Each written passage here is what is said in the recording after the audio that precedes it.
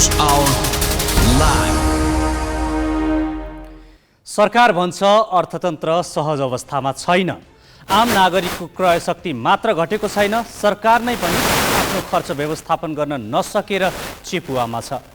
ठुला रणनीतिक पूर्वाधारमा फड्को मार्न चाहेर पनि सरकारको ढुकुटीमा पैसा छैन। त्यसैले धेरै शीर्षकका बजेट कटौतीमा परेका छन्। कर्मचारीका भत्ताहरू रोकिएका छन्। सहुलियत दिनुपर्ने धेरै वर्ग र क्षेत्रमा दिन सकिएको छैन। 20 वटा सार्वजनिक संस्थानहरू खारेजीमा परेका छन्। नयाँ सवारी साधन नकिन्ने र नयाँ संरचना तथा दरबन्दी सिर्जना नगर्ने जस्ता मितव्ययिताका लागि अपनाएका नीति स्वागत योग्य पनि छन्। तर एकातिर रकम अभाव देखाउने यही सरकारले अर्कोतिर विगतदेखि नै निकै आलोचनाको विषय बनेको सांसद विकास कोषलाई परिमार्जित नाममा सञ्चालन गर्ने भनेको छ, जुन बजेटको उद्देश्य र मर्म विपरीत छ। गत वर्ष आर्थिक स्रोतकै अभावका कारण रोकिएको यो कार्यक्रम अब सधैँका लागि बन्द हुनुपर्ने आवाज चौतर्फी रूपमा उठेको थियो। तर यसपालि सरकारले ती आवाजको बेवास्ता गरी हरेक निर्वाचन क्षेत्रमा 5 करोड रुपियाँ सांसद मार्फत बाँड्ने भएको छ। यसरी विधायक मार्फत रकम परिचालन गरिनु सैद्धान्तिक रूपमै गलत पनि छ। बजेट परिचालनको काम कार्यकारीको हो। विधायकलाई यसमा संलग्न गराउनु अधिकार क्षेत्रकै उल्लङ्घन हो। अर्कोतिर यो रकम राजनीतिक उद्देश्य र स्वार्थमा प्रयोग हुने जोखिम रहन्छ। अझ विगतमा देखिएका व्यथितिका चित्र त हेरि नसक्नु छन्। युवा क्लबदेखि उपभोक्ता समिति मार्फत बजेट छरिने यस कार्यक्रमको कुनै उपादेयता छैन। छ त केवल राजनीतिक कार्यकर्ताको स्वार्थ र दाउ मात्र।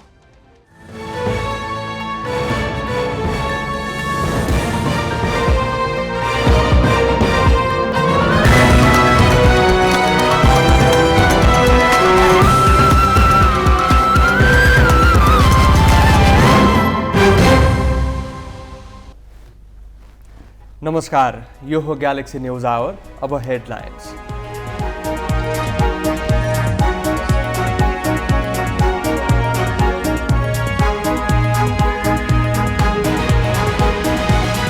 आगामी आर्थिक वर्षका लागि 17 खर्ब 51 अर्बको बजेट घोषणा। साधारण खर्चमै 11 खर्ब 41 अर्ब लाग्ने, विकास निर्माणका लागि जम्मा 3 खर्ब। बहुआलोचित सांसद विकास कोष बिउताइयो। प्रत्येक निर्वाचन क्षेत्रमा 5 करोड विनियोजन, सङ्घका सांसदले मात्र 8 अर्ब 25 करोड खर्च गर्न पाउने। 68 वर्ष पुगेपछि मासिक 4000 वृद्ध भत्ता पाउने व्यवस्था निरन्तर। सामाजिक सुरक्षामा मात्र 1 खर्ब 57 अर्ब लाग्ने, शिक्षा क्षेत्रको कुल बजेटकै हाराहारी। 20 वटा सरकारी संस्थान खारेज गर्ने सरकारको घोषणा। कृषि अनुदान पुनर्संरचना र गाजा खेतीको सम्भाव्यता अध्ययन गरिने। र ए डिभिजन लिगको पुछारमा रहेको खुमलटारले हिमालयन शेर्पालाई 2-1 ले हरायो। नेपाल प्रहरीद्वारा फ्रेन्च पराजित।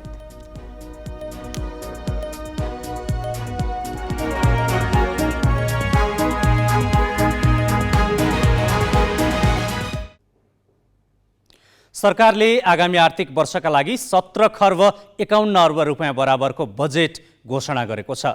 संघीय संसद भवनमा आज दुवै सदनको संयुक्त बैठकमा अर्थमन्त्री प्रकाश शरण महतले यसपालि आर्थिक रूपमा सरकार दबावमा रहेकाले धेरै शीर्षकका खर्च कटौती गर्दै आउँदो साउनपछि लागू हुने आम्दानी र खर्चको विवरण सार्वजनिक गरेका हुन्। अर्थमन्त्री महतका अनुसार कुल बजेटको 65% भन्दा बढी साधारण खर्चमै जानेछ। यो भनेको 11 खर्ब 41 अर्ब रुपियाँ हो, जुन कर्मचारीको तलब भत्ता लगायतमा खर्च हुनेछ। विकास निर्माणका लागि भने 3 खर्ब 2 अर्ब रुपियाँ मात्र छुट्याइएको छ। यो रकम कुल बजेटको 17% हो। करिब यति नै रकम सरकारले ऋण र ब्याज तिर्न खर्च गर्नेछ। यो सबै खर्च गर्नका लागि सरकारले वर्षभरिमा 12 खर्ब 48 अर्ब रुपियाँ राजस्वबाट उठाउने लक्ष्य राखेको छ भने 49 अर्ब रुपियाँ वैदेशिक अनुदान प्राप्त हुने अपेक्षा छ। अपु हुने रकम मध्ये विदेशबाट 2 खर्ब 12 अर्ब र स्वदेशमै 2 खर्ब 40 अर्ब रुपियाँ ऋण लिने सरकारको योजना छ। आगामी आर्थिक वर्षका लागि कुल खर्च 17 खर्ब 51 अर्ब 31 करोड विनियोजन गरेको छु। कुल विनियोजन मध्ये चालुतर्फ रु 11 खर्ब 41 अर्ब 78 करोड अर्थात् 65 0.20%, पुँजीगत तर्फ 3 खर्ब 2 अर्ब 7 करोड अर्थात् 17.25% र वित्तीय व्यवस्थापन तर्फ रु 3 खर्ब 7 अर्ब 45 करोड अर्थात् 17.55% रहेको छ। यो खर्च अनुमान चालु आर्थिक वर्षको विनियोजन तुलनामा 2.37% कम र संशोधित अनुमानको तुलनामा 16.37% बढी हो। कुल विनियोजनमा प्रदेश र स्थानीय तहमा वित्तीय हस्तान्तरणतर्फहरू 4 खर्ब 8 करोड विनियोजन रहेको छ। आगामी आर्थिक वर्षका लागि अनुमान गरेको खर्च बेहोर्ने स्रोतमध्ये राजस्वबाट 12 खर्ब 48 अर्ब 62 करोड, वैदेशिक अनुदानबाट 49 अर्ब 54 करोड बेहोर्दा रु 4 खर्ब 52 अर्ब 75 करोड न्यून हुनेछ। सो न्यून पूर्ति गर्न वैदेशिक ऋणबाट 2 खर्ब 12 अर्ब 65 करोड जुटाइनेछ। राजस्व परिचालन सहायता परिचालन गर्दा नपुग्ने खुद 2 खर्ब 40 अर्ब आन्तरिक ऋणबाट बेहोरिनेछ। सरकारले आगामी आर्थिक वर्ष प्रदेशका लागि 1 खर्ब 5 अर्ब 27 करोड र स्थानीय तहका लागि 2 खर्ब 94 अर्ब 13 करोड रुपियाँ बजेट विनियोजन गरेको छ। विशेष अनुदान, वित्तीय समानीकरण र समपूरक अनुदानका नाममा प्रदेश र स्थानीय तहका लागि 4 खर्ब रुपियाँ भन्दा बढी छुट्याइएको हो। नेपालको संविधान बमोजिम सङ्घ, प्रदेश र स्थानीय तहको अधिकार सूचीमा परेका विषयहरू तत्त तहबाट कार्यान्वयन हुने गरी राजस्व बाँडफाँड तथा अनुदान हस्तान्तरण हुने व्यवस्था मिलाएको छ। सशर्त समपूरक र विशेष अनुदान कार्यप्रगतिको आधारमा हस्तान्तरण गर्ने कानुनी व्यवस्था मिलाएको छु। 25 लाख रुपियाँसम्म रकम विनियोजन प्रस्ताव भएका वैकल्पिक सहायक राजमार्गतर्फ कार्यक्रम सम्बन्धित प्रदेशबाटै र सघन शहरी विकास तथा बस्ती विकासतर्फ कार्यक्रम सम्बन्धित स्थानीय तहबाट कार्यान्वयन हुने गरी सशर्त अनुदान हस्तान्तरण गरेको छु। राष्ट्रिय प्राकृतिक स्रोत तथा वित्त आयोगको सिफारिसका आधारमा वित्तीय समानीकरण अनुदानतर्फ प्रदेशलाई रु 58 अर्ब 67 करोड र स्थानीय तहलाई रु 87 अर्ब 35 करोड गरी जम्मा रु 1 खर्ब 46 अर्ब र 2 करोड वित्तीय हस्तान्तरण गर्ने व्यवस्था मिलाएको छु। सशर्त अनुदानतर्फ प्रदेशलाई रु 35 अर्ब 72 करोड, स्थानीय तहलाई रु 1 खर्ब 91 अर्ब 89 करोड गरी जम्मा रु 2 खर्ब 27 अर्ब 61 करोड विनियोजन गरेको छु। समपूर्वक अनुदानतर्फ प्रदेशलाई रु 6 अर्ब 22 करोड, स्थानीय तहलाई रु 7 अर्ब 5 करोड गरी जम्मा रु 13 अर्ब 27 करोड विनियोजन गरेको छु। विशेष अनुदानतर्फ प्रदेश र स्थानीय तहलाई क्रमशः रु 4 अर्ब 46 करोड र 8 अर्ब 73 करोड विनियोजन गरेको छु। राजस्व बाँडफाँडबाट प्रदेश र स्थानीय तहमा जम्मा रु 1 खर्ब 73 अर्ब र 92 करोड रकम हस्तान्तरण हुने अनुमान गरेको छु। अर्थमन्त्रीले स्रोत सीमित भएपछि खर्च कटौतीको घोषणा गरेका छन्। त्यसका लागि उनले सार्वजनिक खर्च पुनरावलोकन आयोगको सुझाव अनुसार अनावश्यक 20 वटा सार्वजनिक संस्था खारेजको घोषणा गरेको छ। बजेट प्रणालीमा सुधार गरी सार्वजनिक खर्चको प्रभावकारिता बढाइने भनिएको छ। यस्तै प्रोत्साहन भत्ता पनि खारेज गरिएको छ। स्रोत व्यवस्थापनमा चाप देखेर अर्थमन्त्रीले नयाँ सवारी साधन खरिद नगर्ने र नयाँ भवन पनि नबनाउने घोषणा गरेका छन्। सार्वजनिक खर्च पुनरावलोकन आयोग 2075ले दिएका सुझावहरूलाई क्रमशः कार्यान्वयन गरिनेछ। सरकारको स्थायी संरचनासँग दोहोरो कार्यक्षेत्र परेका, औचित्य समाप्त भएका र परिवर्तित सन्दर्भमा आवश्यक नरहेका 20 वटा संस्थाहरू खारेज गरेको छु। उस्तै प्रकृतिका कार्यक्षेत्र रहेका निकायहरूलाई एकअर्कामा गाभिनेछ। क्षेत्राधिकारका आधारमा प्रदेश तथा स्थानीय तहबाट सञ्चालन र व्यवस्थापन हुन उपयुक्त हुने विभिन्न पर्यटन प्रवर्धन विकास समितिहरू तत्त तहमा हस्तान्तरण गरिनेछ। खारेजी गरिने, एकअर्कामा गाभिने, पुनर्संरचना गरिने र हस्तान्तरण गरिने निकायहरूको विस्तृत विवरण अनुसूचीमा संलग्न गरेको छु। यसरी खारेज भएका निकायहरूको सम्पत्ति तथा दायित्व व्यवस्थापनको कार्य सम्बन्धित मन्त्रालयले मङ्सिर मसान्तभित्र सम्पन्न गर्नुपर्नेछ।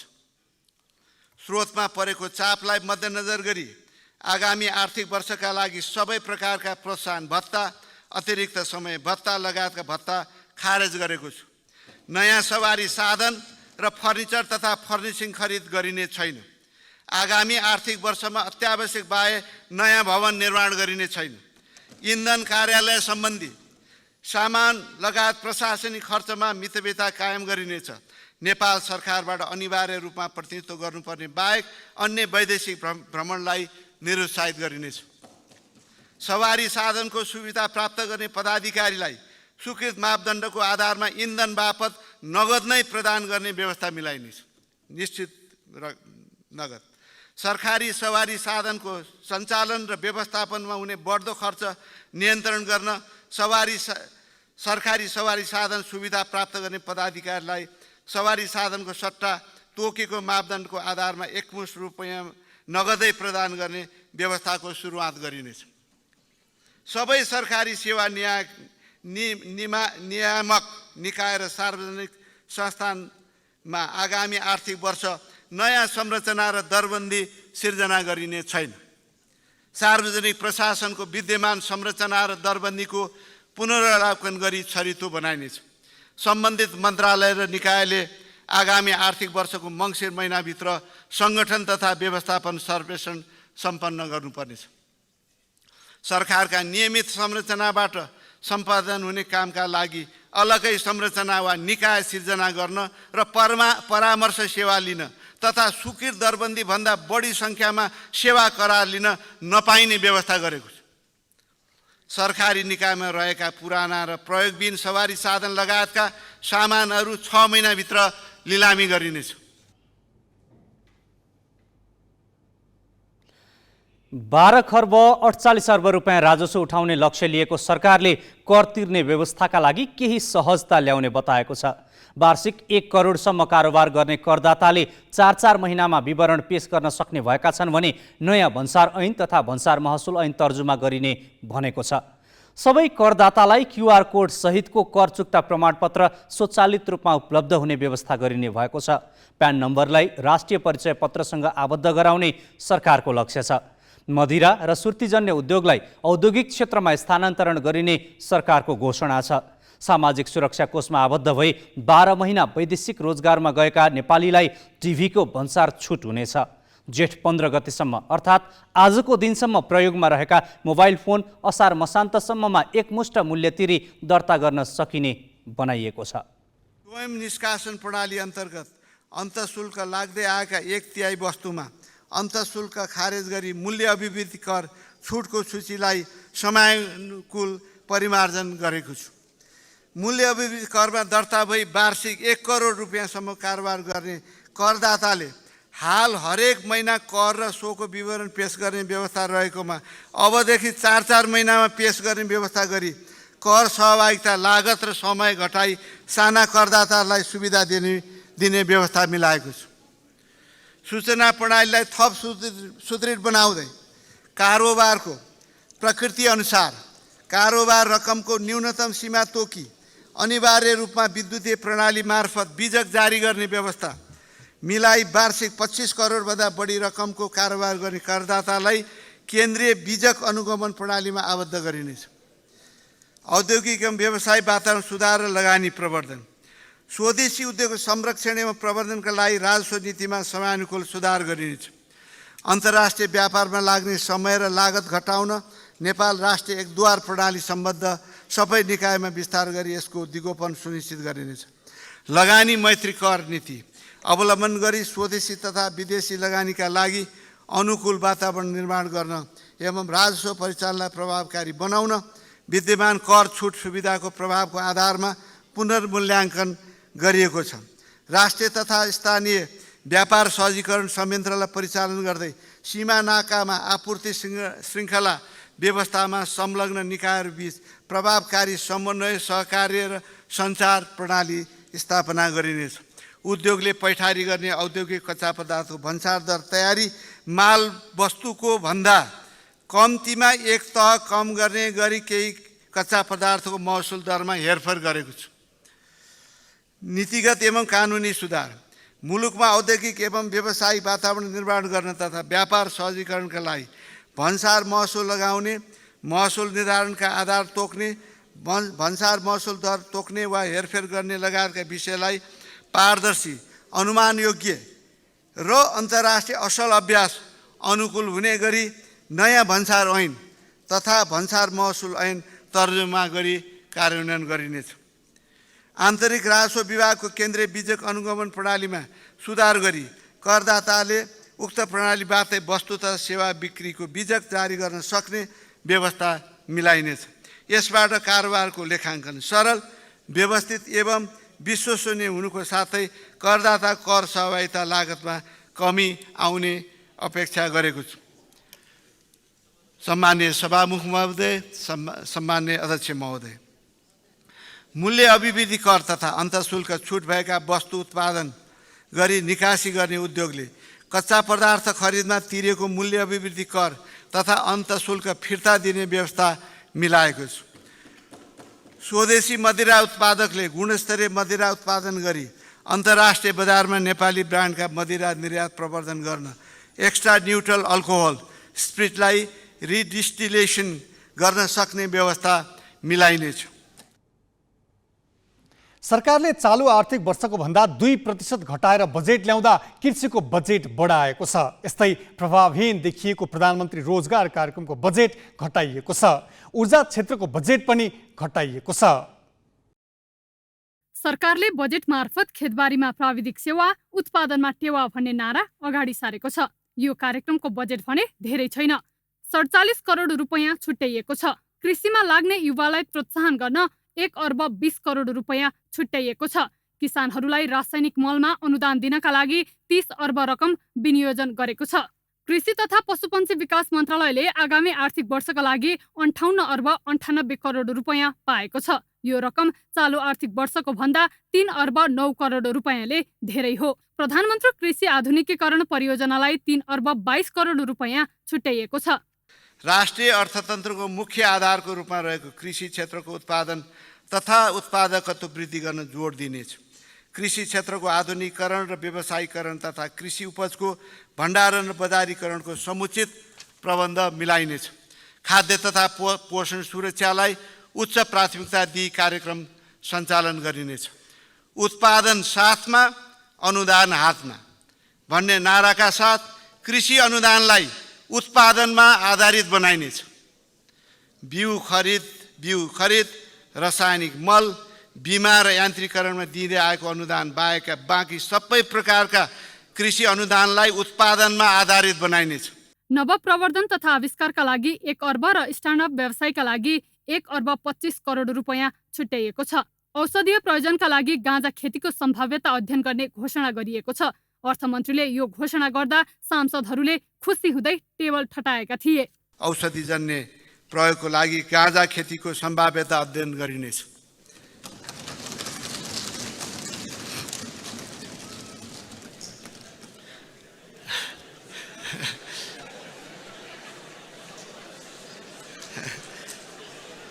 सभामुख महोदय, अध्यक्ष महोदय, धरान, सिन्धुली, धनुषा, कावासोती र सुर्खेत गरी थप 5 स्थानका कृषि उपज थोक बजार स्थलमा विषादी अवशेष द्रुत परीक्षण प्रयोगशाला सेवा विस्तार गरिनेछ। खाद्य पदार्थमा हुन सक्ने विषादीहरूको अवशेष परीक्षणको दायरा विस्तार गरिनेछ। ऊर्जा, जलस्रोत तथा सिंचाई क्षेत्रको बजेट बढाइएको छ। यो क्षेत्रका लागि 87 अर्ब 45 करोड रुपैयाँ विनियोजन गरिएको छ। यो रकम चालु आर्थिक वर्षको भन्दा 12 अर्ब 35 करोड रुपैयाँ बढी हो।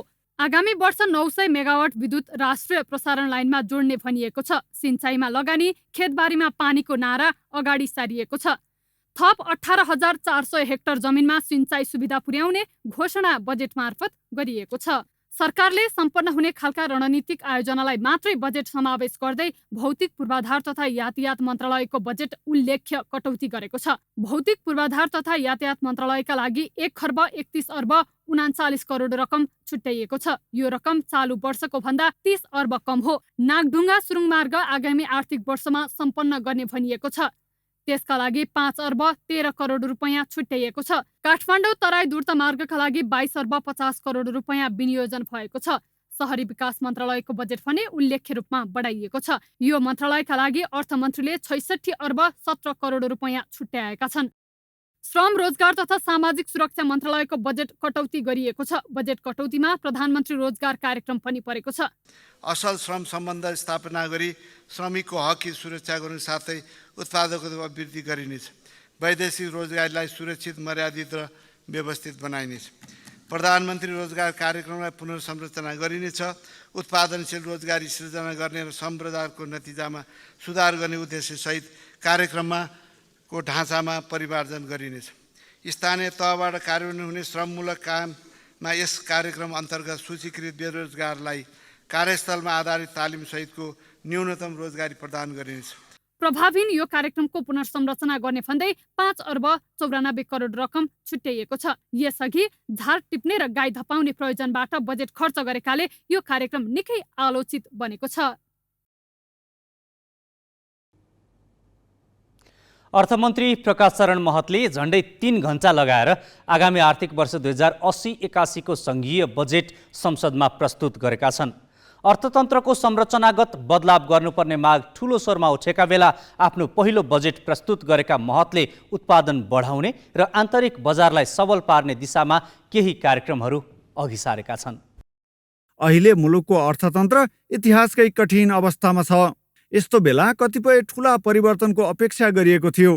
खास गरी सैन्य खर्च कटौती र भूस्वामित्व जस्ता कुरामा रूपान्तरणकारी निर्णय गर्न नसके पनि यसपल्ट विगतको जस्तो बजेट छरेर लोकप्रियता बटुल्ने गलत बाटोबाट भने भरसक जोगिन खोजिएको छ। कर प्रणालीमा सुधार र रोकिएको निजीकरण तथा प्रशासनिक खर्च कटौती जस्ता कुरामा बजेटले सकारात्मक दिशा पक्रिएको छ।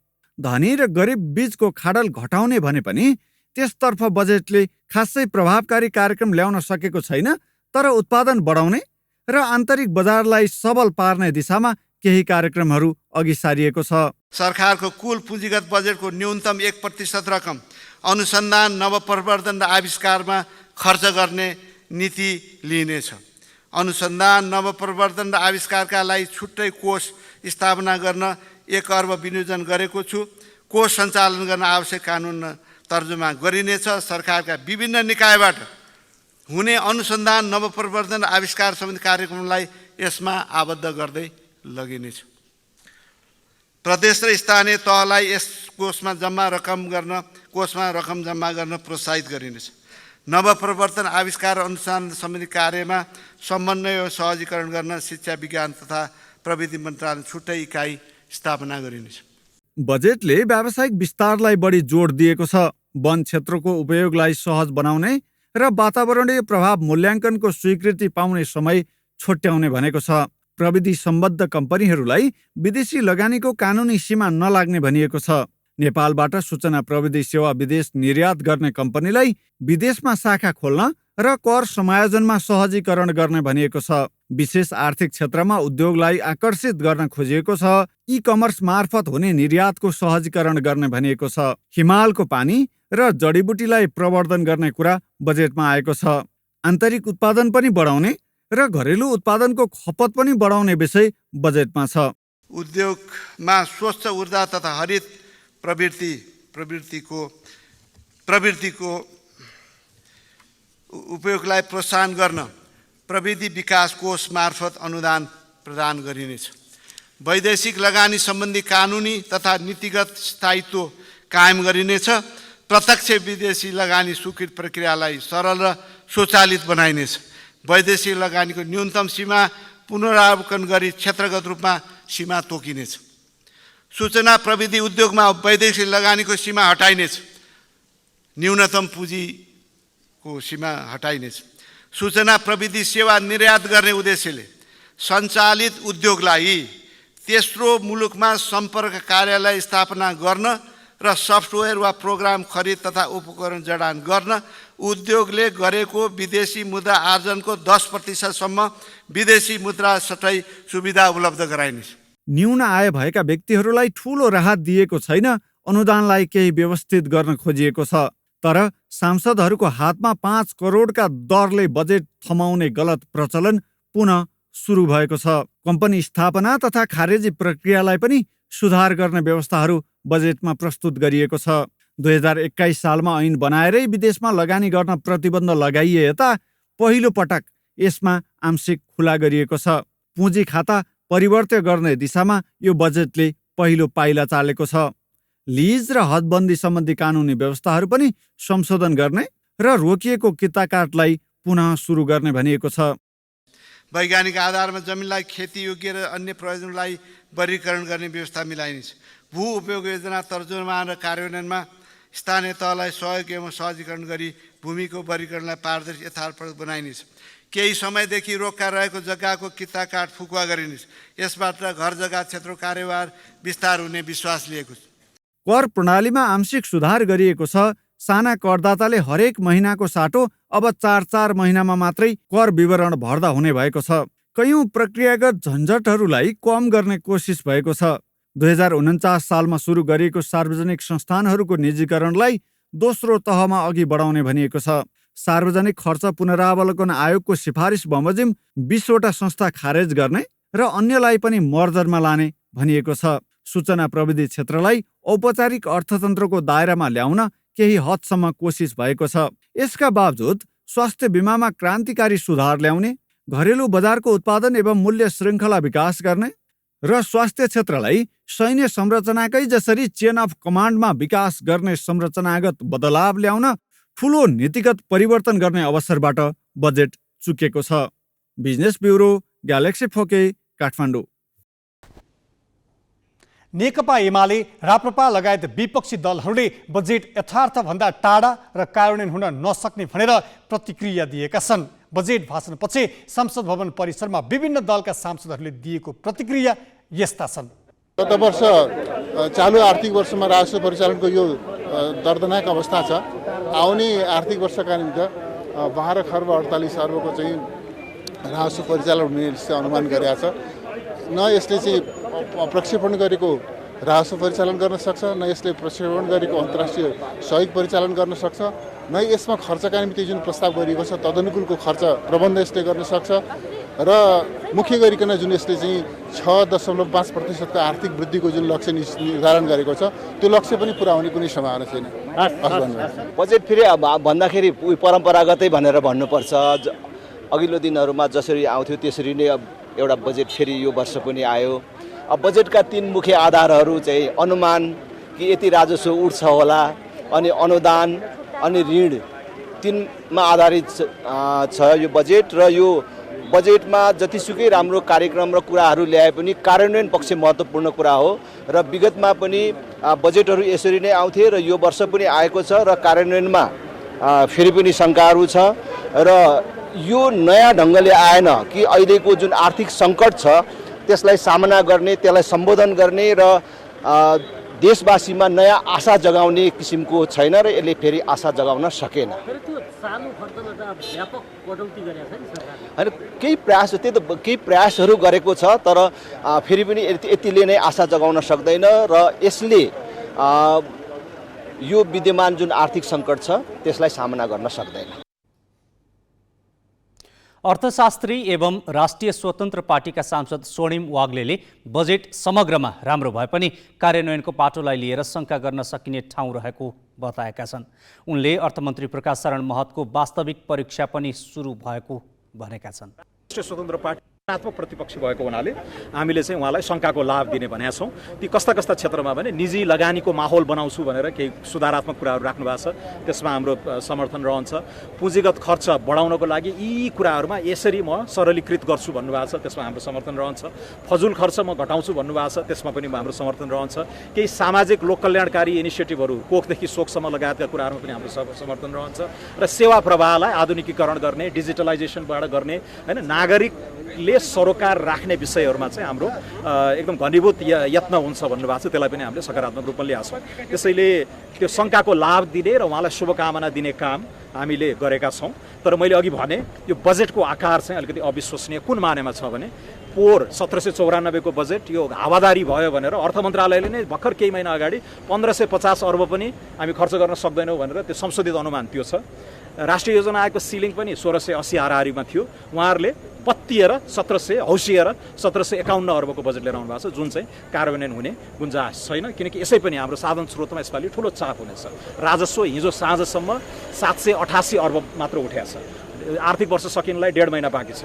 तपाईँले यसमा एकदमै चाहिँ अन्तिममा कसाउ गर्नुभयो भने पनि 1000 अर्ब जतिको राजस्व उठ्ला। 18-20% अब यसपालि आर्थिक वृद्धि कम भएको बेलामा आयकरहरूमा चाहिँ चाप पर्छ होइन। त्यहाँ 1200 अर्बभन्दा राजस्व उठाउन असाध्यै गाह्रो पर्ने अवस्थामा उहाँले चाहिँ 1250 को हाराहारीमा राजस्व उठाउँछु र 50 अर्ब चाहिँ म विदेशी अनुदान लिएर आउँछु भन्नुभएको छ, जबकि यसपालि 55 अर्बको विदेशी अनुदान ल्याउँछु भनेकोमा 5 अर्ब पनि उठाएको छैन। पछि के आधारमा उहाँले चाहिँ अहिले 5 पनि नउठेको 50 पुर्याउँछु भनेर भन्नुभयो। त्यसले त्यो अविश्वासका बिउहरू चाहिँ अलिकति त्यहाँ रोपिएका छन्। अनि खर्च छ कति? 1751 छ। पछि टोटल राजस्वबाट उठेको नेपालको आय, राष्ट्रिय आय र विदेशी अनुदानबाट आएको 1300 हाराहारीको चाहिँ हाम्रो आय भयो, इन्कम होइन। खर्च कति छ? 1751। त्यो त्यत्रो 450 अर्ब जतिको त्यो भुवाङ कसरी पुरा गर्छु भन्नुभएको छ उहाँले। म स्वदेशी ऋण लिन्छु 240 अर्ब जति, अनि अरू चाहिँ म विदेशी ऋणबाट उठाउँछु भन्नुभएको छ। तर विदेशी ऋणको कार्यान्वयनको प्रतिशत विगत अहिलेको मात्र होइन, विगत 5-8 सालदेखिकै हेर्नुभयो भने 50%। विदेशी ऋण त कसरी हुन्छ? हामीले काम गर्ने अनि शोध भर्ना लिने हो, तर 50% पनि एक्जिक्युसन रेट छैन भनेपछि त्यो अलिकति महत्त्वाकांक्षी भयो। यो बजेटले पनि पहिलाकै पुरानो रोग दोहोरिने सम्भावना म कहाँ देखिराखेको छु भने यो जेठमा आएर सुन्निएको फुलेको बजेट घोषणा गर्ने, माघमा गएर चुपचापसित यसलाई सुकाउने यथार्थ हुन्छ। जसरी 1794 को बजेटलाई 1550 मा लगेर खुम्चाइएको थियो, अहिले पनि त्यही नियति बेहोर्ने हुने डर छ र त्यस मानेमा एउटा अवसर गुमाउनु भयो कि अर्थमन्त्रीज्यूले। तर अघि पनि मैले भने हाम्रो पार्टी रचनात्मक प्रतिपक्षीमा भएको रोलमा भएको हुनाले हाम्रो शुभकामना छ र उहाँले अघि मैले उल्लेखै गरेँ 4-5 वटा कुरामा जहाँ अलिकति ड्राइभ गर्छु भनेर भन्नुभएको छ, त्यसमा हाम्रो चाहिँ उहाँलाई शङ्काको लाभ छ। साउन मसान्तभित्र त्यो सबै गर्ने भनेर कार्यविधि बनाउँछु भन्नुभएको छ। अब उहाँको परीक्षण अब 2 महिनामा नै क्लियर हुन्छ। 2 महिनामा उहाँले भनेअनुसार त्यो सबै सरलीकरणका कुराहरूमा, पुँजीगत खर्चका कुराहरूमा होइन, चाहिँ चालु खर्च, फजुल खर्चहरू कटौती गर्ने कुराहरूमा, निजी लगानीको लागि माहौल बनाउने कुराहरूमा कस्तो कार्यविधि लिएर आउनुहुन्छ त्यसको परीक्षा हामी गर्छौँ। त्यतिन्जेलसम्मको लागि राष्ट्रिय स्वतन्त्र पार्टीले उहाँलाई शङ्काको लाभ दिन्छ। निजी क्षेत्रले बजेटलाई लिएर मिश्रित प्रतिक्रिया दिएको छ। कतिपय घोषणा राम्रा भए पनि त्यसको कार्यान्वयन कसरी हुन्छ भन्ने कुरामा भर पर्ने उद्योगी व्यवसायीको प्रतिक्रिया छ। संसद भवन बाहिर नेपाल उद्योग वाणिज्य महासङ्घका अध्यक्ष चन्द्रप्रसाद ढकाल लगायतले दिएको प्रतिक्रिया हेरौँ। अहिले सरसर्ती हेर्दा केही कुराहरू चाहिँ जस्तो यहाँले अब बजेटमा आएको चाहिँ चिजहरू जस्तो वातावरण सम्बन्धी जुन EIA को चाहिँ प्रक्रियाहरू, जग्गा प्राप्तिको चाहिँ कुराहरू लगायत यो पर्यटनसँग चाहिँ रिलेटेड चाहिँ कुराहरू, कतिपय कुराहरू प्रवर्धन गर्ने चाहिँ हिसाबले आएको छ। निजी क्षेत्रले दिएको चाहिँ सुझावहरू चाहिँ समेटिएको चाहिँ छ।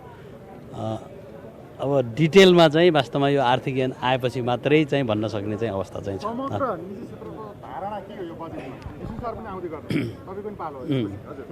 होइन, मैले अघि नै भनिहालेँ, हामीले डिटेलमा चाहिँ आर्थिक ऐन चाहिँ जुन आउँछ डिटेलमा त्यसपछि मात्र बताउन सक्ने अवस्था छ, किनभने हामी हेर्नै बाँकी छ। कतिपय चिजहरू मैले यहाँलाई चाहिँ भने जस्तो उद्योग सम्बन्धी चाहिँ जग्गाको हदबन्दीको कुराहरू, EIA को कुराहरू, जग्गा अधिग्रहण गर्ने चाहिँ कुराहरू, भोगाधिकारको कुराहरू, त्यो चिजहरूलाई चाहिँ बजेटले यदि यो बजेटमा एड्रेस गरे अनुसार चाहिँ कार्यान्वयन चाहिँ भयो भने पोजिटिभ हिसाबको चाहिँ देखिएको चाहिँ छ केही कुराहरू।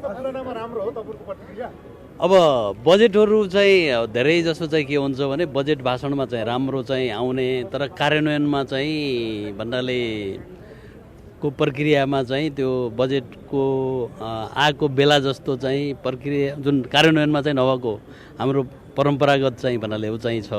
अब अहिलेको चाहिँ चिजहरू डिटेलमा चाहिँ यहाँलाई भन्नुपर्दाखेरि आर्थिक ऐनमा आएपछि हामी बसेर आर्थिक ऐन हेरेपछि मात्र चाहिँ भन्छौँ। तर अब केही चिजहरू मैले यहाँलाई भने केही चिजहरू जस्तो निजी क्षेत्रले चाहिँ उठाएको चाहिँ पोइन्टहरू समेटिएको चाहिँ देखिएको छ। यो बजेट चाहिँ अलिकति जुन किसिमको चाहिँ प्रक्षेपण गरेको छ, अहिले जुन अर्थतन्त्रको चाहिँ सूचक एकदमै नकारात्मक बनेको छ। अलि बजेट अलिकति वितरणमुखी जस्तो देखियो होइन। थुप्रै कुराहरू आश्वासन हुने, कार्यान्वयनको पाटो चाहिँ फिटलो बन्ने हामीलाई शङ्का छ। विस्तृत रूपमा चाहिँ यो रातो किताबमा अध्ययन गरेर अफिसियल्ली तपाईँहरूलाई चाहिँ भोलि चेम्बरको तर्फबाट हामी चाहिँ समाचार सम्प्रेषण गर्नेछौँ। धन्यवाद। यस्ता खालका आयोजनाहरू जुन प्रोजेक्ट रेडी छैन या रेडिनेस छैन त्यो आयोजनाहरूलाई कार्यान्वयनमा नलग्ने यस्ता केही इस्युजहरू यिनीहरूले एड्रेस गर्ने प्रयास गरेको छ। अगर बाइ द वे यो कुराहरूलाई मतलब कार्यान्वयन अगर कुनै पनि बजेटको राम्ररी हुन पायो भने मलाई लाग्छ कि यो राम्रो हुन्छ। फेरि दोस्रो कुरा के छ कि इन्डस्ट्रियलाइजेसनको लागि मैले यो भन्दैन कि एकदमै राम्रो, तर केही कुराहरू जुन सिएनआईले माग उठाएका छन् त्यसमा मतलब एकदमै एड्रेस भएको छ। सरकारले आगामी आर्थिक वर्षको लागि 17 खर्ब 51 अर्ब 31 करोड रुपियाँको बजेट सार्वजनिक गरेको छ। अर्थतन्त्रलाई गतिशील बनाई फराकिलो आर्थिक वृद्धि हासिल गर्ने र लगानी मैत्री वातावरण सिर्जना गरी आय तथा रोजगारी बढाई गरिबी न्यूनीकरण गर्ने बजेटको लक्ष्य छ।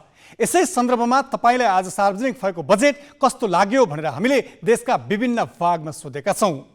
उहाँले गर्नुभएको खर्च कटौतीहरू असाध्यै राम्रो छ, तर पनि शिक्षा, स्वास्थ्य, खानेपानी लगायतका चाहिँ एकदमै नैसर्गिक अधिकारहरू जुन छन् हामीले पाउनुपर्ने अधिकारको विषयमा खासै बजेट भाषणले छोएको जस्तो पनि मलाई फिल भएको छैन। र महिलाहरूको सवालमा उहाँले महिला उद्यमीलाई प्रोत्साहन गर्ने भन्नुभएको छ। प्रोत्साहन गर्नलाई के गर्ने त? कति बजेट छुट्याउनु भएको छ त? बजेट छुट्याइएको छैन, प्रोत्साहन गर्ने मात्रै भनिएको छ। शिक्षा, स्वास्थ्य, रोजगार, वैदेशिक रोजगारमा जानेहरूलाई चाहिँ हामी उहाँहरूको उचित व्यवस्थापन गर्ने, उहाँहरूलाई बिमा गर्ने, उहाँहरूले न्यूनतम पारिश्रमिक पाउने व्यवस्था गर्ने भन्नुभएको छ। तर वैदेशिक रोजगारमा जानबाट युवाहरूलाई रोक्नुपर्छ, हामी रोक्छौँ भन्ने कुरा चाहिँ उहाँले गर्न सक्नु भएको छैन। स्वदेशमै रोजगार दिनलाई चाहिँ हामीले यो खालको योजना ल्याउँछौँ भनेर भन्न सक्नु भएको छैन। अहिलेको बजेट ठिकै छ, परम्परागत शैलीकै बजेट भनेर यसलाई पनि भन्न सक्नुपर्छ। तर यसमा केही पुरानो भन्दा पनि केही न केही मात्रामा चाहिँ परिवर्तन भएको देखिन्छ। जस्तै युवाको क्षेत्रमा, खेलकुदको क्षेत्रमा पहिलाको भन्दा केही आशा लाग्दो बजेट चाहिँ आएको छ, तर त्यो कार्यान्वयन हुने नहुने चाहिँ पछिल्लो अवस्थामा देखिएला। तर सधैँ चाहिँ यसपालि पनि त्यही भौतिकमै बढी जोड दिएको भन्ने मलाई मेरो चाहिँ अनुभव छ। मैले जुन बजेट भाषण सुने त्यसमा अर्थतन्त्र चलायमान बनाउनको लागि दुईटा जुन क्लज लिएको छ कि आयातलाई चाहिँ खुलातर्फ लाने एउटा जुन नीति लिएर आएको छ, जसले गर्दाखेरि राज्यको रेभिन्यूहरू कलेक्सन राम्रो हुनसक्छ, जसले गर्दाखेरि त्यो फन्डबाट चाहिँ विकास खर्च गर्न सक्ने नीतिलाई अघि बढाउन सकिन्छ भने जग्गा किता काटले चाहिँ एउटा आर्थिक जुन मन्दीको अवस्था छ यसलाई चलायमान हुन सक्ने अवस्थाको सिर्जना गर्छ। मेन हामीले अर्थमन्त्रीज्यूको जुन आशय बुझेको छौँ, उहाँले हामीसँग यो भएको त्रुटि के हो भनेर भन्दा इम्प्लिमेन्टेसन हाम्रो सबभन्दा बढी कमजोरी र त्रुटि हो भन्ने कुरा बुझेँ मैले। त्यस कारणले गर्दाखेरि मलाई लाग्छ जुन तरिकाले विकास निर्माणका क्रममा जुन नीतिहरू ल्याउने जुन सोच बनाउनु भएको छ अर्थमन्त्रीज्यूले, यदि त्यो अनुसार यदि इम्प्लिमेन्टेसन उहाँले साँच्चीकै यसलाई पक्रेर बस्नु भएको छ मलाई लाग्छ यो कि समयमा इम्प्लिमेन्ट हुँदाखेरि धेरै चिजको समस्या समाधान भई देश चाहिँ विकासतर्फ अगाडि बढ्छ जस्तो लाग्छ। अहिले यो बजेटमा चाहिँ सरकारले कतिपय सार्वजनिक संस्थाहरूलाई गाब्ने कोसिस गरिरहेछ र कतिपय सार्वजनिक संस्थाहरूलाई बन्द गर्ने तर्खरमा छ। यसले चाहिँ खर्च सरकारको कटौती हुन्छ, त्यो एउटा राम्रो कुरा। अन्यथा खर्चहरू हुनु भएन।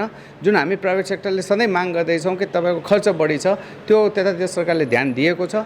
साथै यसपालि चाहिँ स्पेशल इकोनोमिक जोनमा सरकारको दुईटा मुख्य समस्याहरू थियो। एउटा समस्या जग्गाको भाडाको थियो र एउटा चाहिँ अनुदानमा 70% एक्सपोर्ट गर्नुपर्ने प्रावधानलाई सरकारले यसपालि सम्बोधन गरेको थियो। अब पक्कै पनि एसइजेड युनिटहरूमा पक्कै पनि उद्योगहरू थपिन्छ जस्तो मलाई लाग्छ। केही कुराहरूमा अर्थमन्त्रीज्यूले बजेट विनियोजन गर्नुभएको छ पर्यटन क्षेत्रको लागि, धार्मिक स्थलहरूको उन्नतिको लागि या उहाँहरू धार्मिक स्थलको स्वरूप चेन्ज गर्नुको लागि। हेरौँ त्यसमा कस्तो केही काम हुनेछ भनेर। हरेक कुराहरू गरिनेछ। अब हामी सबै यसैमा छौँ कि वास्तवमा यो कामहरू हुनेछन् कि हुने छैनन् कि भाषणमै रहिरहने हो। अब केही न्युज संक्षेपमा। कैलालीको टिकापुर घटनामा दोषी ठहर भएका रेशम चौधरी कारागार मुक्त भएका छन्। राष्ट्रपति रामचन्द्र पौडेलले गणतन्त्र दिवसका अवसरमा कैद सजाय माफी दिएपछि चौधरी आज रिहा भएका हुन्। चौधरीको करिब 15 वर्षको जेल सजाय माफी भएको हो। चौधरीलाई लिनका लागि उनका बाआमासहित नागरिक उन्मुक्ति पार्टीकी अध्यक्ष रञ्जिता श्रेष्ठ दिल्ली बजार कारागार पुगेकी थिइन्। रञ्जिता रेशमकी पत्नी हुन्। रिहा भए लगत्तै चौधरीले टिकापुर काण्डमा मारिएका प्रहरीका परिवारले पनि न्याय पाउनुपर्ने बताएका छन्। सञ्चारकर्मीसँग संक्षिप्त प्रतिक्रिया दिँदै उनले आन्दोलनकर्मी र टिकापुर घटनामा शहादत प्राप्त परिवारको वेदना एउटै भएको बताए। चौधरीले टिकापुर घटनाको शुद्ध छानबिन गर्न पुनः उच्च स्तरीय आयोग गठन गर्न माग समेत गरे। चौधरीलाई टिकापुर नरसंहारमा दोषी ठहर गर्दै उच्च अदालतले सुनाएको जन्मकैदको फैसला जेठ 2 गते सर्वोच्च अदालतले सदर गरेको थियो। सर्वोच्चले उच्च अदालतको फैसला सदर गरेको 13औं दिनमा चौधरीले आम माफी पाएका हुन्। 2072 भदौ 7 मा टिकापुरमा भएको प्रदर्शन हिंसात्मक झडपमा परिणत हुँदा 8 प्रहरी र 1 नाबालकको ज्यान गएको थियो। नेपाली कांग्रेसका महामन्त्री गगन थापाले रेशम चौधरीलाई आम माफी दिएर सरकारले अदालतमाथि बल मिच्याइ गरेको आरोप लगाएका छन्।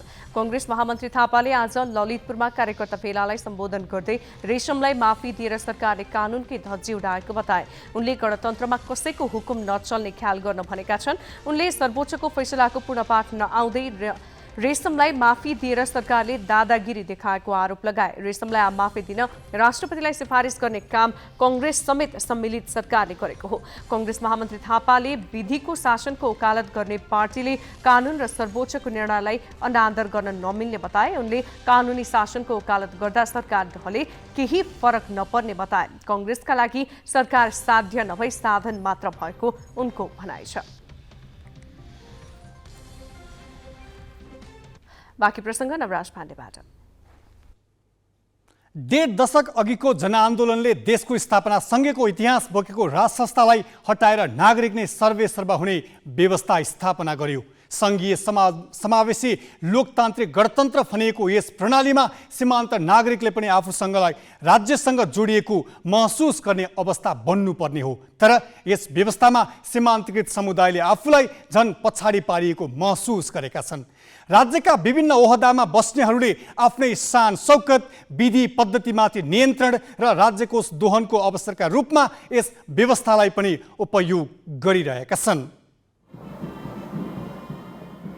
राजधानीको टुडीखेल स्थित सैनिक मञ्चमा एकपछि अर्को विशिष्ट पदाधिकारीहरूको सवारी भयो। बहालवालादेखि पूर्व विशिष्ट पदाधिकारीसम्म भेला भएको कार्यक्रममा राज्यका पदमा रहेका तथा कुनै समय लाभ लिइसकेकाहरूको जमात बाक्लो थियो। अनि 2063 जेठ 15 गते राजतन्त्रको अन्त भए यताका हरेक गणतन्त्र दिवसका तस्बिर उस्तै हुन्। 2062-63 सालमा जनता नै सडकमा उत्रिएर स्वेच्छाचारी बाटोमा अघि बढेको राजतन्त्रलाई जरैबाट निर्मूल गरे पनि त्यसको लाभ भुइँ तहको वर्गसम्म पुर्याउन कसैले ध्यान नदिएको गुनासो घट्नुको साटो बढ्दै गइरहेको छ।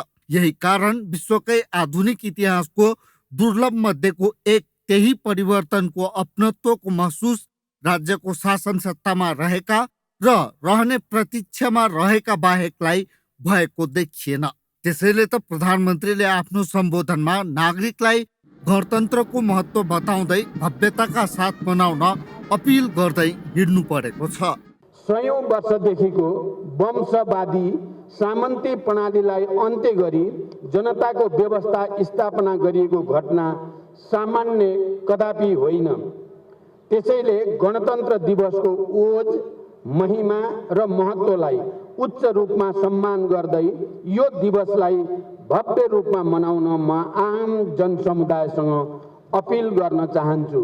पछिल्लो समय देशमा चर्चामा आएका भ्रष्टाचारका घटना, अविकास, बेथिति अनि देशभित्र अवसर नपाएर विदेश जानुको पीडादेखि आफ्नो जीवनस्तर उकासिन नसकेको सबै विषयले नागरिक तहमा असन्तुष्टि मात्र बढाइरहेका छन्। देशमा विधि अनुसार काम हुँदैन र नेतृत्वले चाहेमा जस्तो सुकै अनैतिक र गैर कानुनी काम पनि सम्भव छ भने आम बुझाइ बनिसकेको छ।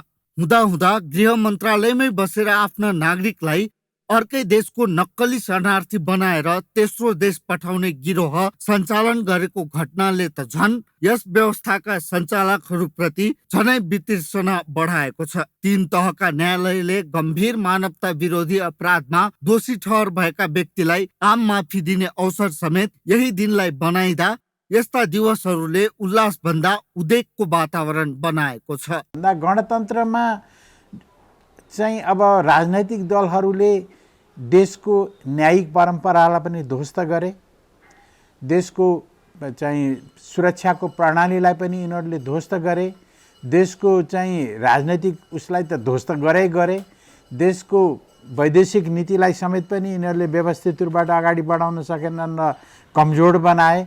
यो स्थितिबाट देश चाहिँ गलत रूपबाट अगाडि बढेको कुरो देखियो। यसले गर्दा आम नेपाली जनताहरूको चाहना गणतन्त्रप्रति नराश्य नै बढी देखिएको हो। 2007 सालदेखि यता देशमा विभिन्न नाममा राजनीतिक परिवर्तन भइरहे, तर देशको सदियौं लामो इतिहास बोकेको राजतन्त्रलाई स्वेच्छाचारी भनेर हटाउन सक्रिय दलहरू नै यस व्यवस्थाको लाभ लिँदै आफूलाई शक्तिशाली ठान्दै राज्य स्रोतको स्वेच्छाचारी दोहनमा संलग्न छन्। नागरिकलाई आधारहीन आश्वासनका पुलिन्दा बाँडिरहने तर आफू काम नगर्ने अनि विधि र शासनको डण्डा निर्धर नागरिकमाथि मात्र चलाइरहने प्रवृत्तिले संघीय समावेशी लोकतान्त्रिक गणतन्त्र जस्तो उन्नत व्यवस्थालाई समेत खराब हो भन्ने प्रमाणित गरिँदैछ। राजनीतिका हर्ताकर्ताहरू समयमै नसच्चिने हो भने फेरि अर्को परिवर्तनको आँधी आयो भने अचम्म नमाने हुन्छ। क्यामेरामा रिकेश सिंह, जय तामाङ र सञ्जय घिमिरेका साथमा प्रशान्त ठाकुर र पवन पौडेल, ग्यालेक्सी फोके, काठमाडौँ।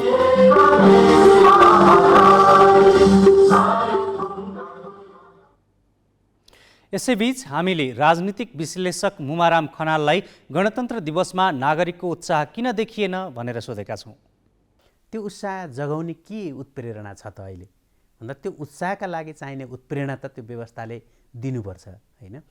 त्यो सेवा प्रवाहको तहमा दिनुपर्छ। त्यो राष्ट्रियता, हाम्रो सार्वभौमसत्ता, हाम्रा नेताहरूको नैतिक आचरण र सम्पूर्ण रूपले शिक्षा, स्वास्थ्यदेखि लिएर सम्पूर्ण कुराहरू जो नागरिकका चाहिँ आधारभूत अधिकारहरू छन् ती अधिकार चाहिँ राजनीतिक अधिकार मात्रै भएर भएन हो। हामीले चाहिँ गणतन्त्रपछि सबैले चाहिँ आलोचना गर्न पाउँछौँ, व्यवस्थालाई विरोध गर्न पाउँछौँ, नेताहरूलाई चाहिँ आलोचना गर्न पाउँछौँ, सामाजिक सञ्जालमा गालीगलौज गर्न पाउँछौँ, तर त्यो त्यतिले पुग्दैन होइन। त्यसैले राजनीतिक अधिकार, जब राजनीतिक अधिकारको कुरा आउँछ त्यो राजनीतिक अधिकार प्राप्त नहुँदा चाहिँ राजनीतिक अधिकार महत्त्वपूर्ण थियो। तर त्यो राजनीतिक अधिकार आइसकेपछि मान्छेले चाहिँ अन्य अधिकारहरू खोज्छ। त्यो भनेको चाहिँ आर्थिक अधिकार हो होइन। त्यो आर्थिक अधिकारसँग कहाँ जोडिन्छ? त्यहाँको शिक्षाको व्यवस्थासँग जोडिन्छ, त्यहाँको चाहिँ त्यो मुलुकको चाहिँ विकास र समृद्धिसँग जोडिन्छ, त्यो देशको चाहिँ पुनर्निर्माण र त्यसको चाहिँ एउटा नयाँ प्रबोधन होइन त्योसँग जोडिन्छ। ती कुराहरू नहुँदाखेरि के भयो भने त्यो राजनीतिक अधिकार भनेको अराजकताको रूपमा मात्रै देखा पर्छ, किनकि अरू त्योसँग जोडिएका अवयवहरू कम्प्लिट हुँदाखेरि त्यही चाहिँ राजनीतिक अधिकार मान्छेको चाहिँ सम्पूर्ण चाहिँ एउटा सर्वाङ्गीण विकासका लागि चाहिने त्यो एउटा क्रिटिकल थिङ्किङको चाहिँ सोच भनेर बुझिन्छ होइन। एउटा चाहिँ आलोचनात्मक चेतनाको विकास भयो भन्ने बुझिन्छ। तर अरू सम्पूर्ण चिजहरूको अभावमा चाहिँ त्यो राजनीतिक अधिकार चाहिँ अराजक मात्रै देखिन्छ कि। त्यो राजनीतिक अधिकारलाई एउटा विश्वासमा चाहिँ बदल्ने चाहिँ त्यसको आर्थिक अधिकारले हो अथवा मुलुकको समुन्नतिले हो, मुलुकको समृद्धि र विकासले हो भन्नेमा हाम्रा शासकहरूले त्यहाँ चाहिँ ध्यान नदिएका कारणले यो सम्पूर्ण ब्याकफायर चाहिँ उनीहरूमाथि भइरहेको छ। पूर्व राजा ज्ञानेन्द्र शाहले सक्रिय शासनमा गइसके पछाडि धेरै समाजको धेरै तह र तबका स्वतस्फूर्त आन्दोलनमा उत्रियो। राजनीतिक दलहरूभन्दा बाहेक नागरिक पनि त त्यो आन्दोलनमा उत्रेका थिए र उनीहरूकै त्यो आन्दोलनको बलले नै देशमा गणतन्त्र आयो। तर त्यही तबका पनि त अहिले त यो व्यवस्थाप्रति उनीहरूको अपनत्व पनि देखिन्न र कतिपयले त बरु फलाना ठिक अथवा पहिले ठिक थियो भन्ने खालको भन्न चाहिँ त्यही जो आन्दोलनमा सक्रिय रहेको र पछिल्लो पुस्ताको पनि त्यो भन्न थालिराख्नु भनेको चाहिँ त्यसको चाहिँ सङ्केत चाहिँ के हो? त्यो अहिले हाम्रो व्यवस्थाले जुन खालका यसका अवगुणहरू छन् होइन, यसका गुणहरूको बारेमा नभएको भए त मान्छेले सङ्घर्षै गर्दैन थियो। यसमा पक्कै पनि धेरै गुणहरू छन्, तर यसका अवगुणहरू नेताले यो व्यवस्थालाई चलाउन नजान्दा होइन, यसका आफ्नै बेसिक प्रिन्सिपलहरू छन् जसलाई यसलाई चलाउनुपर्छ। जस्तै मोबाइल बिग्रियो भने हामीले बनाउन जान्दैनौँ, हामीले चाहिँ जान्ने मान्छे कहाँ लिएर जान्छौँ, किनकि त्यसको अपरेटिङ प्रिन्सिपल के हो भनेर बुझ्नुपर्छ पहिला। त्यस्तै व्यवस्थाको पनि एउटा अपरेटिङ प्रिन्सिपल हुन्छ। त्यही हुनाले हामीले विभिन्न चाहिँ लोकतान्त्रिक संस्थाहरूलाई विभिन्न खालका चाहिँ शक्ति पृथकीकरण मार्फत चाहिँ हामीले त्यसका अधिकारहरूलाई परिभाषित गरेका छौँ, त्यसका चाहिँ सीमाहरूलाई परिभाषित गरेका छौँ, त्यसले अर्कोसँग कस्तो खालको सम्बन्ध राख्छ त्यो अन्तर सम्बन्धलाई परिभाषित गरेका छौँ। नेता भनेर जो चाहिँ राज्य सत्ता सञ्चालनमा पुगेको छ त्यसलाई चाहिँ राज्य व्यवस्थाको अपरेटिङ प्रिन्सिपल अथवा चाहिँ गणतन्त्रात्मक सङ्घीय गणतन्त्रात्मक व्यवस्थाको अपरेटिङ प्रिन्सिपल राम्रोसँग चाहिँ त्यसले नबुझ्दा त्यसलाई नजान्दा अथवा आफ्नो स्वार्थको चाहिँ काम गर्दाखेरि त्यो गणतन्त्रात्मक व्यवस्थामा चाहिँ यस्ता नालायक नेताहरू चाहिँ भए भन्ने चाहिँ एउटा रिस र त्यो एउटा सोसल इनर्सियाको रूपमा त्यो बिस्तारै चाहिँ त्यो नागरिक तहमा त्यो इनर्सियाले काम गर्न थाल्यो, जसले गर्दा थुप्रै एउटा राजनीति गर्ने नै छ जसले पछाडि फर्काउन चाहन्छ हैन। त्यो राजनीति गर्नेको न्यारेटिभ त छँदै थियो, अनि यो चाहिँ जनताको फ्रस्ट्रेसन पनि त्यो इनर्सियामा जोडिएपछि त्यो शक्ति ठुलो जस्तो देखियो हैन। तर यथार्थ त्यस्तो होइन। समाज पनि अगाडि नै बढ्नुपर्छ, मान्छे पनि अगाडि नै बढ्नुपर्छ, व्यवस्थाहरू पनि अगाडि नै बढ्नुपर्छ। हाम्रा चाहिँ लोकतान्त्रिक अधिकारहरूलाई अझ फराकिलो बनाउनुपर्छ। त्यसलाई सङ्कुचित बनाउँदै जाने हो भने त हामी चाहिँ फेरि त्यो अतीतमुखी यात्रा सम्भव पनि हुन्न र त्यो समाजलाई फर्काउन पनि तपाईँ सक्नुहुन्न। अब केही न्युज संक्षेपमा। रुसले युक्रेनमा आक्रमण तीव्र बनाएको छ। रुसले युक्रेनको राजधानी किभमा 2 दिनदेखि लगातार ड्रोन हमला गरिरहेको छ। मध्य किभका आवासीय क्षेत्रमा मिसाइल हानिएको खबर आएका छन्, तर क्षतिको एकिन विवरण भने प्राप्त नभएको अन्तर्राष्ट्रिय सञ्चार माध्यमले जनाएका छन्। यो साता मात्रै रुसले युक्रेनको राजधानीमा 16वटा हवाई आक्रमण गरेको छ। रुसले केही समयदेखि रातको समय पारेर सहर केन्द्रित आक्रमण गरिरहेको छ।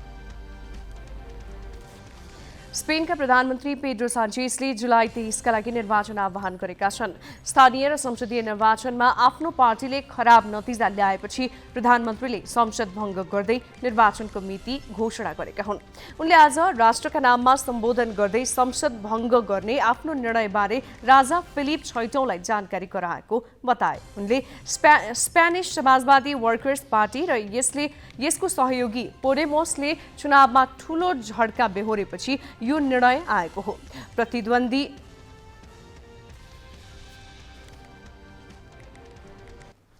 बाँकी प्रसङ्ग गौतम रेग्मीबाट।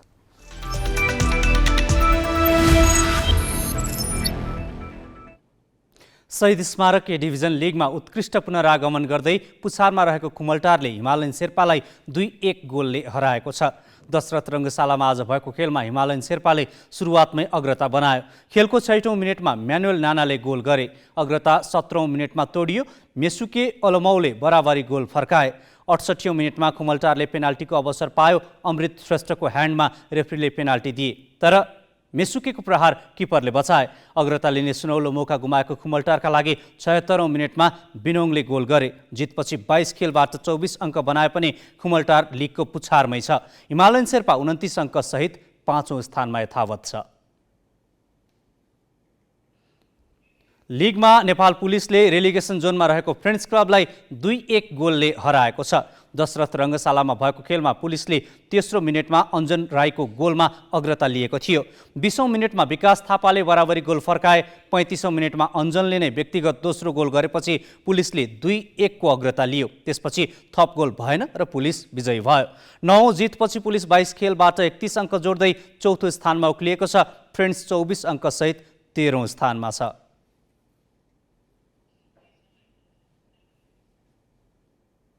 हामी ग्यालेक्सी न्युज आवरको अन्त्यमा छौँ। जाँदा जाँदै हेडलाइन्स।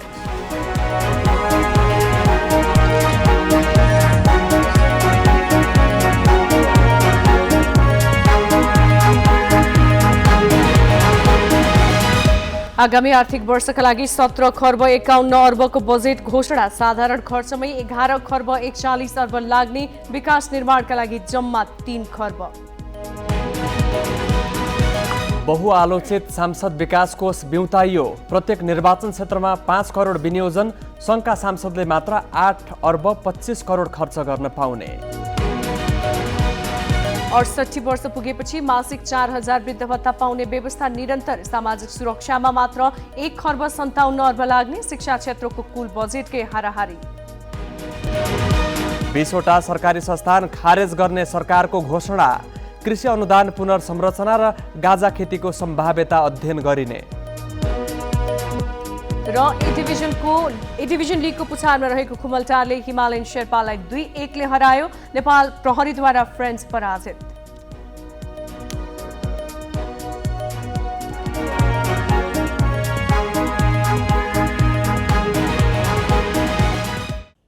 आजलाई ग्यालेक्सी न्युज आवर सकियो। नमस्ते।